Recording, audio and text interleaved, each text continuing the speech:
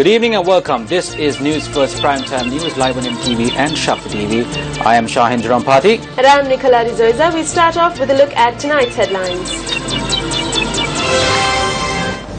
3 new cabinet ministers, 19 state ministers and 21 deputy ministers sworn in. Arundhika Fernando and Nimal Lanza exchanged their portfolios. Special commodity levy on imported potato and sugar increased. Inaugural sitting of the Constitutional Council tomorrow. In your top story this evening, 3 new cabinet ministers, 19 state ministers and 21 deputy ministers were sworn in today. 3 new cabinet ministers were sworn in before President Maithripala Sirisena, the presidential secretariat today. Faizal Mustafa was sworn in as the Minister of Local Government and Provincial Councils. Vijit Vijayabuni de Souza was sworn in as the Minister of Irrigation and Water Resource Management. Malik Samaravikrama was sworn in as the Minister of Development Strategies and International Trade. The swearing-in ceremony of the new state and deputy ministers of the national government took place this afternoon at the Presidential Secretariat. Prime Minister Ranil Wickremesinghe was also present for the event. Lakshman Yapabe Wardana was sworn in as the new State Minister of Finance. T.B. Eknaika was sworn in as the State Minister of Land, while Dilan Pereira was sworn in as the State Minister of Highways. H.M. Fauzi was sworn in as the State Minister of National Integration. Priyanka Rajaratne was sworn in as the State Minister of Law and Order, while Ravindra Samaravira was sworn in as the State Minister of Labour and Trade Union Relations. Palitha Range Bandara was sworn in as the State Minister of Skills Development and Vocational Training. V. Radhakrishnan was sworn in as the State Minister of Education. Dilip Vedarachi was sworn in as the State Minister of Fisheries and Aquatic Resources. Niroshan Pereira was sworn in as the State Minister of National Policy and Economic Development.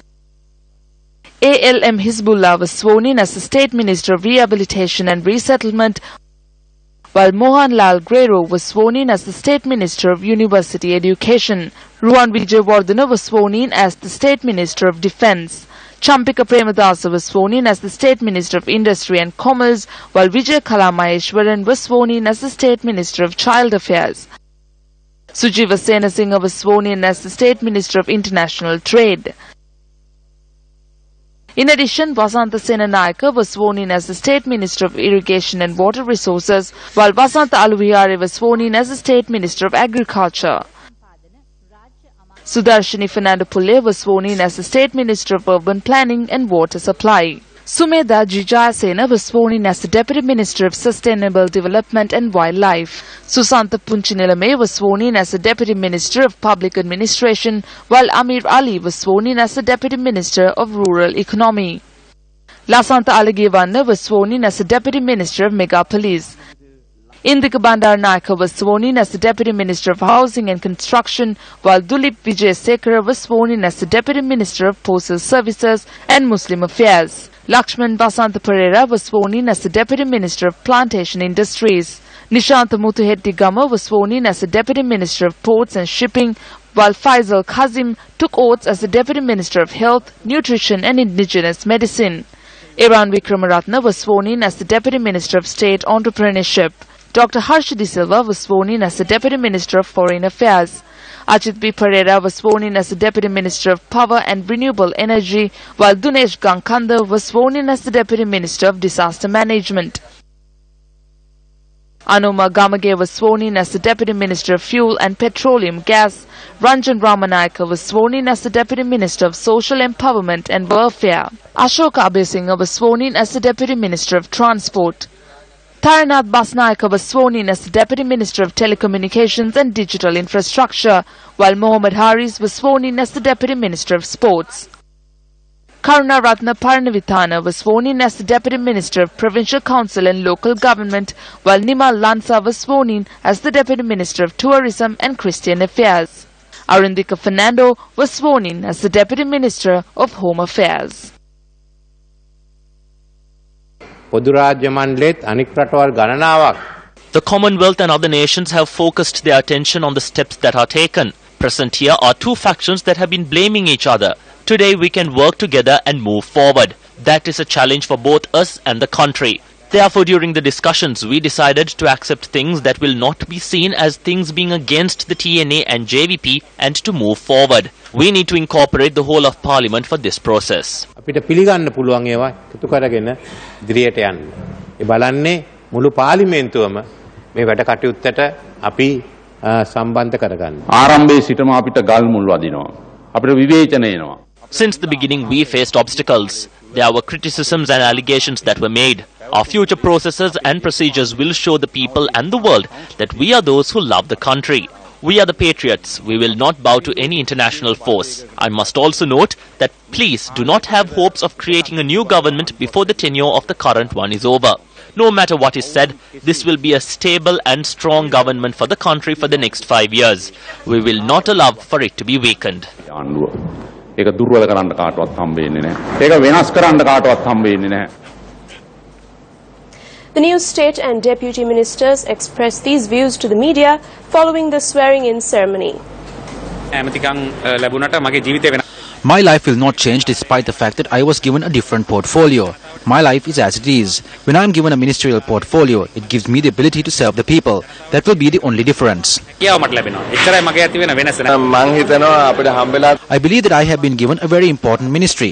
It is important for the country at present. We need to combine the foreign affairs with the economic affairs of the country. We failed in that area over a period of time.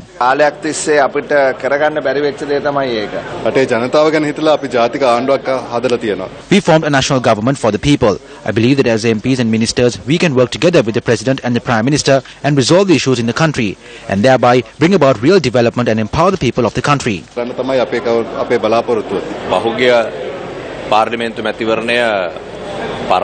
previous general election was a defeat. That was a different wave. Those who were with that wave are in cabinet today. We as members from the Sri Lanka Freedom Party were engaged in politics under certain policy. We obtained positions based on the decisions made by the party's central committee. Today we realize that the decision that we took back then was correct. We did seek ministerial portfolios.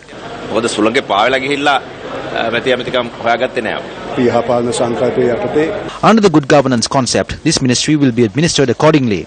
I hope to work cordially with the respective minister. No matter who we have to work with, I will not make any changes to the statements made on the United National Front stage for good governance. No matter how friendly persons are to me, I will not stop going to the CID, the FCID and the Bribery Commission. I will greet them in Parliament and head directly to the Bribery Commission with the file. That is my way. Minister of Justice and Buddha Sasana Vijayadas Rajapaksa says that the Constitutional Council will convene tomorrow evening. Under the 19th Amendment to the Constitution, the powers vested with the executive presidency were curtailed and the proposed Constitutional Council will comprise of 10 members. The Speaker will chair the Constitutional Council and the Prime Minister and the opposition leader will be appointed from their official capacity. Today, the President nominated Minister Partli Champika Ranawaka as his representative to the Constitutional Council, while Minister Vijayadas Rajapaksa was appointed the Prime Minister's representative to the Constitutional Council. Vijitha Herath will be the member who will not be representing the political parties of the Prime Minister and the opposition leader. පාර්ලිමේන්තු මන්ත්‍රීවරුන් 7 දෙනෙකුගෙන් සමන්විත වුණ ව්‍යවස්ථාදායක සභාව The Constitutional Council comprising of 7 parliamentarians will convene at noon tomorrow at the official chambers of the Speaker in Parliament. The preliminary round of discussions will take place then. We hope to take the decisions on making the appointments for the 3 civil society representatives to the Council. The Constitutional Council is the responsible body to appoint members to the independent commissions. However, before we do that, we need to seek permission from Parliament for the appointment of the 3 civil society representatives to this council. පාර්ලිමේන්තුවෙන් ඒ වෙනුවෙන් අවසරයක් ලබා ගන්න ඕන. You are watching News First, and up next is Action TV.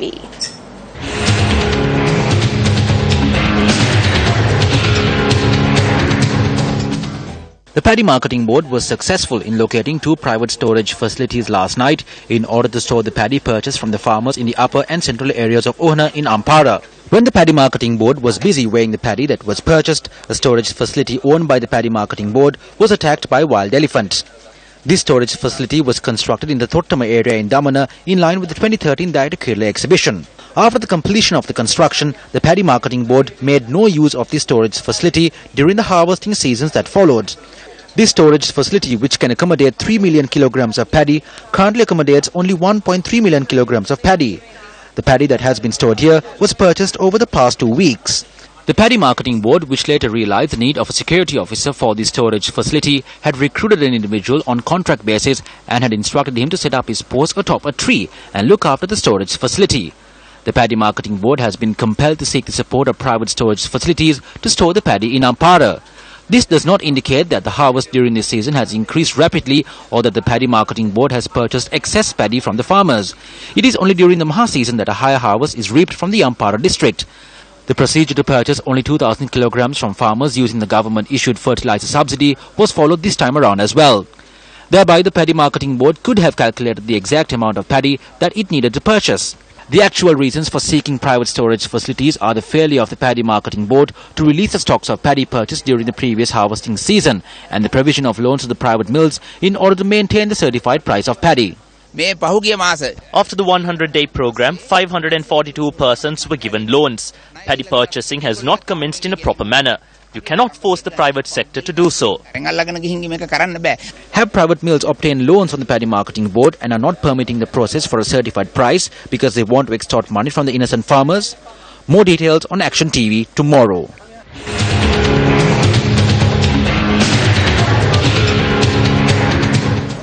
The remains of Newsfirst reporter Priyantha Ratnayaka, who was mauled to death by an elephant, was moved to his residence today.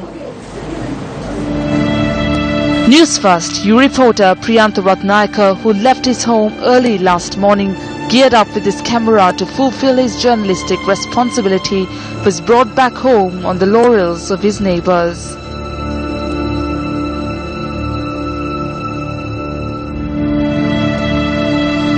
Priyantha Ratnayaka, who was quick on his feet to record footage of a wild elephant who had strayed into the Samagipura area in Min area, was mauled by the wild pachyderm and died from his injuries last evening. Priyantha Ratnayaka, a father of 3, was 46 years old when he lost his life.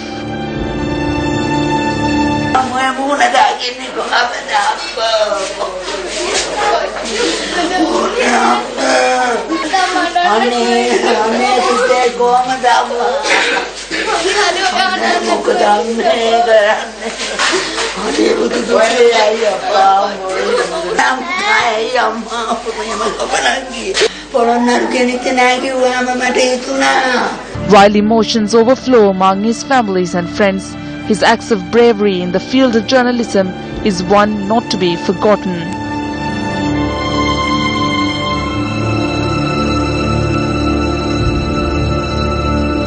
Large crowds are arriving at Priyantha's residence to pay their last respects. Locals in the village say that this is not the first life that was lost as a result of the human-elephant conflict. The final rites of late Priyantha Ratnayaka is scheduled to be conducted at the Raja Ella Public Cemetery tomorrow. Meanwhile, a group of wildlife officials, including the Deputy Director of the Department of Wildlife, MGC Surya Bandara, arrived in the area to conduct an investigation into the incident. After inspecting the area the wild elephant was at, the wildlife officials recorded the local statements. Newsfirst, which always stands by the people at the time of need and grief, has organized a special Gum at the program in the area to address human-elephant conflict. Priyantha කියන්නේ Newsfirst reporter සම්මානලාභියෙක්. Priyantha was a Newsfirst U-Report Award winner. Priyantha's demise brings sadness to all at Newsfirst, including the chairman. This human-elephant conflict continues to claim the lives of Sri Lankans on a daily basis. 2 elections have concluded. We plead from the authorities to at least now eradicate this unfortunate situation. දුරු කරන්න කියලා අපි බලධාරීන්ගෙන් ඉතාමත්ම බැගෑපත්ව ඉල්ලනවා.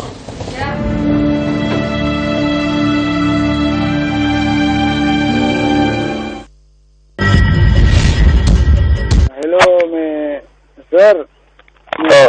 ඉදිරිපිට කෙරවලේ ගෙදරින් කතා කරන්නේ සර් තව ටිකෙන් ඊයේ මම මරනවා. Well, that was how Dinki Ribanda, a resident of Mahava who was driven with fear over wild elephants roaming into his village contacted the officials at the Galgama Wildlife Office. After a hard day of work, Dingiri Banda is compelled to rely on wildlife officials to obtain a good night's sleep. News First went in search of Dingiri Banda to obtain more information over the situation that he had to face.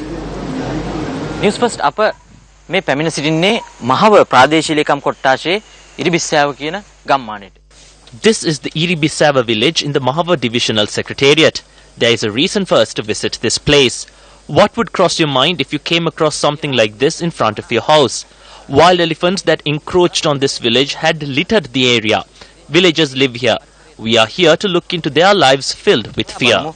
ඔවුන්ගේ මේ අලි සමග ගෙවන ජීවිතයේ තොරතුරු.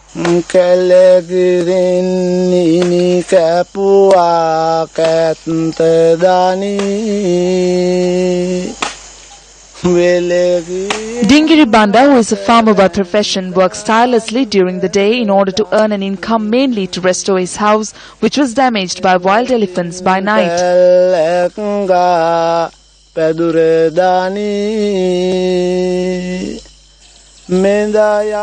Wild elephants who breach the borders of the forest enter these villages, forcing villagers to fear for their very lives. It is with great fear that I stay here at night. I feel it will be perfect if it can always be afternoon in this village. Even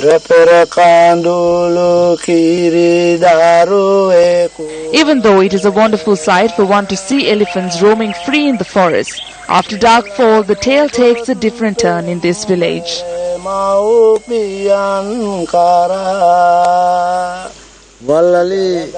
There were around 40 to 50 elephants in my land. I informed the wildlife officials. However, they say they do not have vehicles to come here. They say that the vehicles have gone on other runs. We cannot carry out our farming activities nor any other work due to the elephant problem. Dingiri බණ්ඩ මාමගේ ඉඩම මේ ඔබට පෙනී යන්නේ හීලෑ අලියතුන් රැඳී සිටි ස්ථානයේ. What we see here are signs of elephants who have visited Dingiri Banda's land. News First is ready to bring you more on how these elephants keep visiting lands and villages, terrorizing the occupants. ඒ පිළිබඳ තොරතුරු ගෙනීමට News First අප සූදානම්. දිස්නක නායන්ජන සමගින් මම මංජුල ප්‍රේමරත්න ඉරිබිස්සාව ගම්මානයේ සිට. The Hambantota District Secretary has revealed that there is a racket taking place over the forceful takeover of lands in the district. The District Secretary made this revelation in response to the News First expose on the land theft in Hambantota yesterday. Several lands which belong to the Department of Wildlife in the Hambantota district have been taken over in this manner. Yesterday, News First exposed the manner in which lands which belong to the Kurudana, Katanwawa and Kalipura villages in the Hambantota Divisional Secretariat have been taken over. It is the people who possess some sort of might who come to this area and do such things by intimidating the locals. So to curb these incidents, the people can always report to us at the Secretariat. And we as the administrative officials are always ready to look into such people regardless of development activities. As these reports have emerged only over the past month or so, we are still in the process of gathering information within the provisions of the law.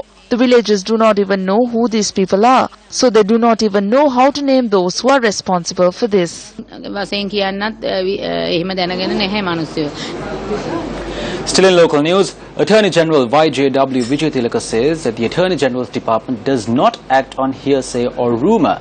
The Attorney General today issued a statement to clarify the department's position on the matter of the avant-garde case and of KP alias Kumaran Padmanathan.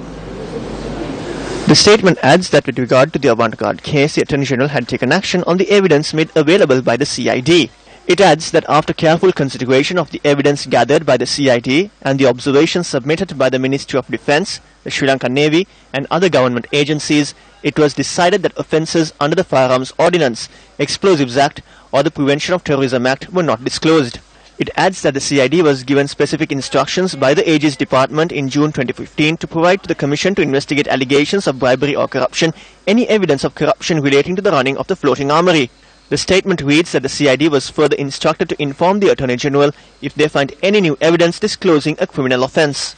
The statement adds that prosecutions can be instituted only if there is sufficient and admissible evidence which can be maintained before a court of law, and to do otherwise would be grossly irresponsible. The Attorney General on the KP's matter says not all investigations into terrorist-related activities where his involvement has been alleged have yet been concluded. The statement adds that in a writ application filed before the Court of Appeal, the petitioner refers to 193 specific incidents of terrorist acts, where the petitioner alleges that KP was involved. Thereby, the Attorney General had moved for reasonable time from court to submit a comprehensive report. The statement adds that the AG's department called for observations from the police in relation to these several incidents, but has still not received information on all of them.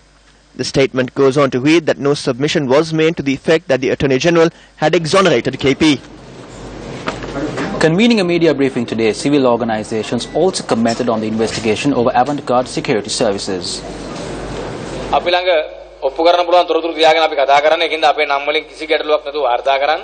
We have credible evidence with us to prove these claims. Therefore, we have no issue in naming persons.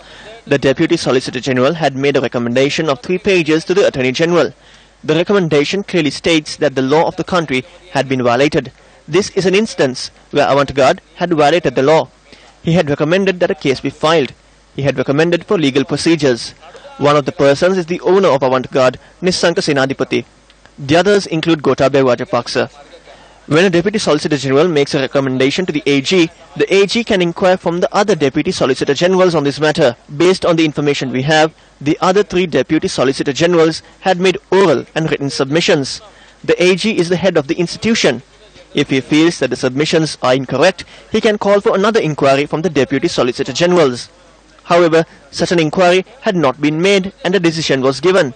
The Attorney General did not follow the proper procedure at the department. We see this as a grave wrong committed by the Attorney General's department.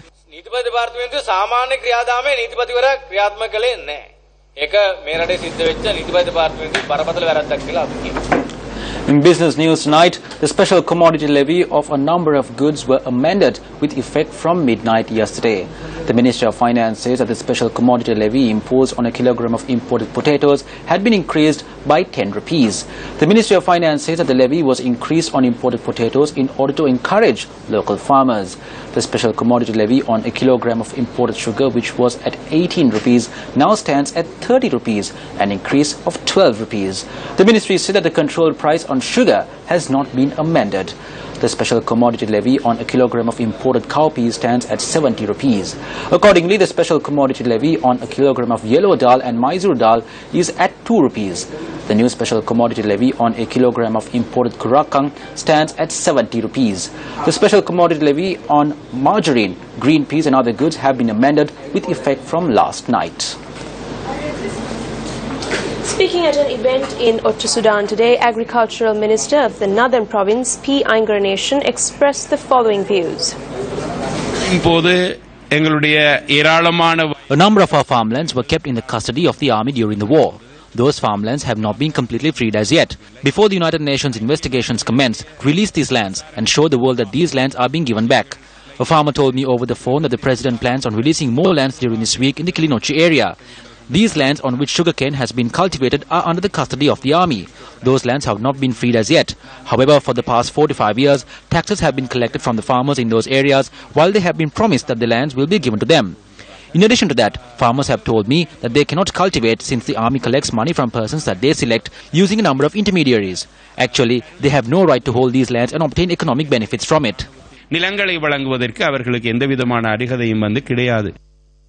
See local news, a motor accident took place in the Set Siripai complex in Batarmula as a result of reckless driving. The accident took place in front of the fuel station located close to the Set Siripai complex. The female driver who drove her vehicle in a careless manner caused injuries to 2 bystanders. Police said that the injured are receiving treatment at the National Hospital in Colombo. A correspondent said that as a result of the motor accident, 2 3-wheelers, a car and a pickup truck were damaged.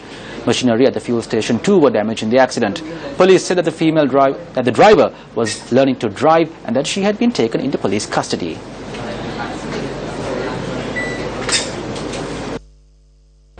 Queen Elizabeth II has become the longest reigning UK monarch.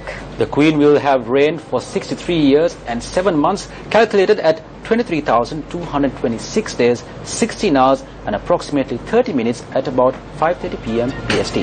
And with that, we wrap up the news. For the News First team, I'm Nicola De Zoiza. And I am Shahan Jarampati. Take care and good night.